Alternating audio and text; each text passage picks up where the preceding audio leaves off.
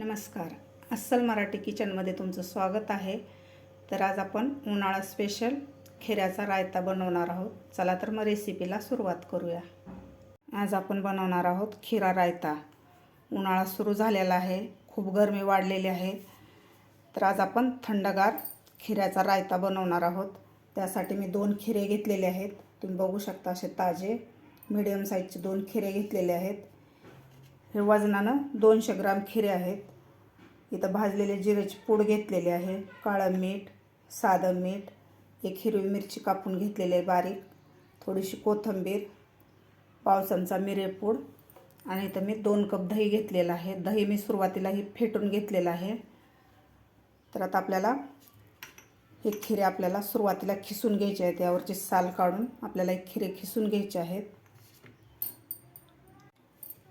आता खिऱ्याचा आपल्याला खालचा आणि वरचा भाग काढून घ्यायचा आहे थोडा थोडा।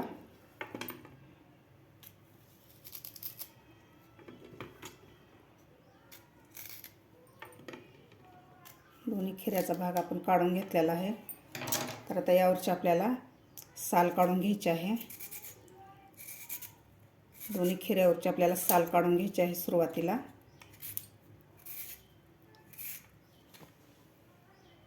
मी दोन्ही खिऱ्यावरची साल काढून घेतलेले आहे।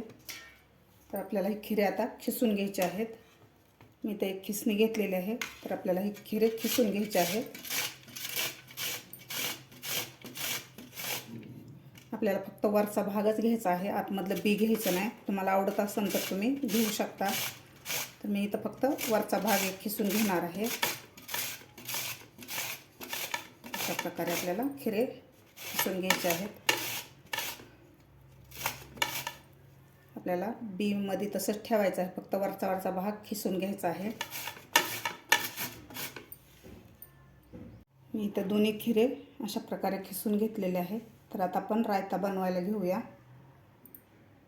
मी हे फेटलेलं दही घेतलेलं आहे।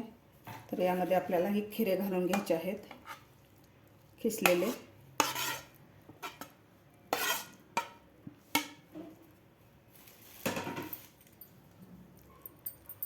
व्यवस्थित आपल्याला हे मिक्स करायचं आहे। त्यानंतर हिरवी मिरची घालायची आपल्याला। तुम्हाला तर थोडंसं तिखट पाहिजे असेल तर तुम्ही लाल मिरची पावडर सुद्धा घालू शकता यामध्ये। त्यानंतर काळं मीठ, साधं मीठ, मिरेपूड, त्यानंतर भाजलेल्या जिऱ्याची पूड घालायची आपल्याला। आता आपल्याला व्यवस्थित मिक्स करून घ्यायचं आहे।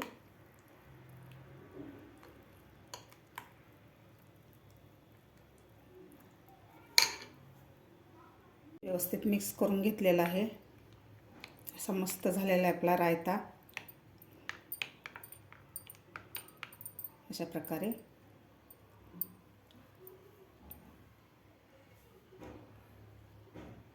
मस्त आपला रायता तयार झालेला आहे। तर यावरून थोडीशी आपण भाजलेल्या जिऱ्याची पूड घालून घेऊया।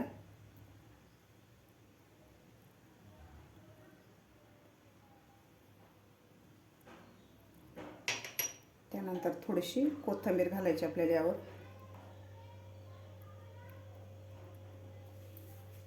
असा मस्त आपला खिऱ्याचा रायता तयार झालेला आहे।